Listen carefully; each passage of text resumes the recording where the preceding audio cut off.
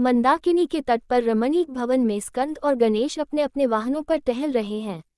नारद भगवान ने अपनी वीणा को कलह राग में बजाते बजाते उस कानन को पवित्र किया। अभिवादन के उपरांत स्कंद, गणेश और नारद में वार्ता होने लगी। नारद स्कंद से, आप बुद्धि स्वामी गणेश के साथ रहते हैं, यह अच्छी बात है।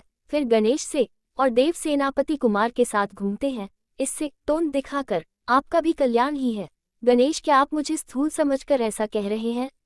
आप नहीं जानते, हमने इसीलिए मूषक वाहन रखा है, जिसमें देव समाज में वाहन न होने की निंदा कोई न करे, और नहीं तो बेचारा मूस चलेगा कितना। मैं तो चल फिर कर काम चला लेता हूँ।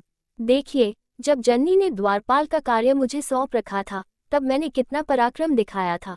प्रमथगणों को अपनी पद मर्यादा हमारे सोंटे की चोट से भूल जाना पड़ा। स्कंद, बस रहने दो। यदि हम तुम्हें अपने साथ न टहलाते तो भारत के आलसियों की तरह तुम भी हो जाते। गणेश हंसकर, हा हा हा हा, नारद जी, देखते हैं ना आप, लड़ाके लोगों से बुद्धि उतनी ही समीप रहती है जितनी कि हिमालय से दक्षिणी समुद्र। स्कंद, और यह भी सुना है, ढोल के भीतर पोल। गणेश, अच्छा तो नारद ही इस बात का निर्णय करेंगे कि कौन बड़ा है। नारद भाई, मैं तो नहीं निर्णय करूंगा, पर आप लोगों के लिए एक पंचायत करवा दूंगा, जिसमें आप ही निर्णय हो जाएगा। इतना कहकर नारद जी चलते बने। 2 वट वृक्ष तल सुखासीन शंकर के सामने नारद हाथ जोड़कर खड़े हैं। दयानिधि शंकर ने हंसकर पूछा, क्यों वत्स नारद, आज अपना कुछ नित्य कार्य किया या नहीं? नारद ने विनीत होकर कहा, नाथ, वो कौन कार्य है? जननी ने हंसकर कहा, वही कलह कार्य। नारद माता, आप भी ऐसा कहेंगी तो नारद हो चुके। ये तो लोग समझते ही नहीं कि यह महामाया ही की माया है, बस हमारा नाम कलह प्रिय रख दिया है। महामाया सुनकर हंसने लगी। शंकर हंसकर, कहो, आज का क्या समाचार है? नारद, और क्या, अभी तो आप यो ही मुझे कलहकारी समझे हुए बैठे हैं। मैं कुछ कहूंगा तो कहेंगे कि बस तुम्ही ने सब किया है। मैं जाता तो हूँ झगड़ा छुड़ाने, पर लोग मुझी को कहते हैं। शंकर, नहीं नहीं, तुम निर्भय होकर कहो। नारद, आज कुमार से और गणेश जी से डंडेबाजी हो चुकी थी। मैंने कहा आप लोग ठहर जाए, मैं पंचायत करके आप लोगों का कलह दूर कर दूंगा।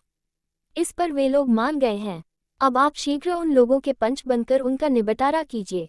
शंकर, यहाँ तक? अच्छा, झगड़ा किस बात का है? नारद, यही कि देवसेनापति होने से कुमार अपने को बड़ा समझते हैं, और जननी की ओर देखकर बुद्धिमान होने से गणेश अपने को बड़ा समझते हैं।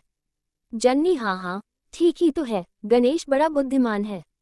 शंकर ने देखा कि यह तो यहाँ भी कलह उत्पन्न किया चाहता है, इसलिए वे बोले, वत्स, तुम इसमें अपने पिता को ही पंच मानो, कारण कि जिसको हम बड़ा कहेंगे दूसरा समझेगा कि पिता ने हमारा अनादर किया है। अस्तु, तुम शीघ्र ही इसका आयोजन करके दोनों को शांत करो।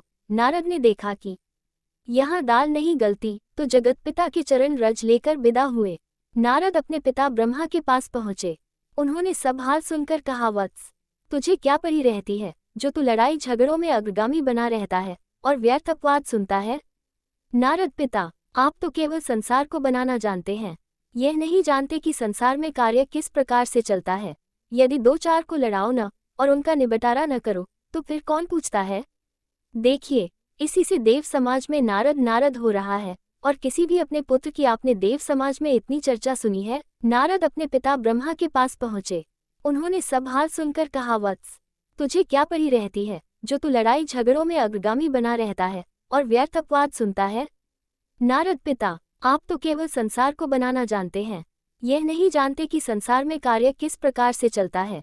यदि 2-4 को लड़ाओ न और उनका निबटारा न करो तो फिर कौन पूछता है? देखिए, इसी से देव समाज में नारद नारद हो रहा है, और किसी भी अपने पुत्र की आपने देव समाज में इतनी चर्चा सुनी है? गणेश जी जननी को प्रिय हैं, अतएव यदि उनकी कुछ भी निचाई होगी तो जननी दूसरी बात समझेंगी। अस्तु, अब कोई ऐसा उपाय करना होगा कि जिसमें बुद्धि से जो जीते वही विजयी हो।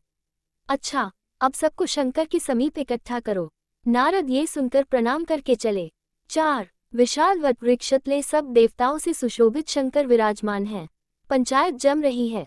ब्रह्मा जी कुछ सोचकर बोले, गणेश जी और कुमार में इस बात का झगड़ा हुआ है कि कौन बड़ा है। अस्तु, हम ये कहते हैं कि जो इन लोगों में से समग्र विश्व की परिक्रमा करके पहले आवेगा वही बड़ा होगा। स्कंद ने सोचा, चलो अच्छी भाई, गणेश स्वयं तुदिल है, मूषक वाहन पर कहाँ तक दौड़ेंगे, और मोर पर मैं शीघ्र ही पृथ्वी की परिक्रमा कराऊंगा। फिर वो मोर पर सवार होकर दौड़े। गणेश ने सोचा कि भव और भवानी ही तो पिता माता है, अब उनसे बकर कौन विश्व होगा। अस्तु, यह विचार कर शीघ्र ही जगत जनक जननी की परिक्रमा करके बैठ गए। जब कुमार जल्दी जल्दी घूम कर आए तो देखा तुदिल जी अपने स्थान पर बैठे हैं। ब्रह्मा ने कहा, देखो गणेश, आपके पहले घूमकर आ गए हैं। स्कंद ने क्रोधित होकर कहा, सो कैसे? मैंने तो पथ में इन्हें कहीं नहीं देखा। ब्रह्मा ने कहा, क्या मार्ग में मूषक का पद चिन्ह आपको कहीं नहीं दिखाई पड़ा था? स्कंद ने कहा, हाँ, पद चिन्ह तो देखा था। ब्रह्मा ने कहा, उन्होंने विश्वरूप जगत जनक जननी ही की परिक्रमा कर ली है, सो भी तुम्हारे पहले ही। स्कंद लज्जित होकर चुप हो रहे।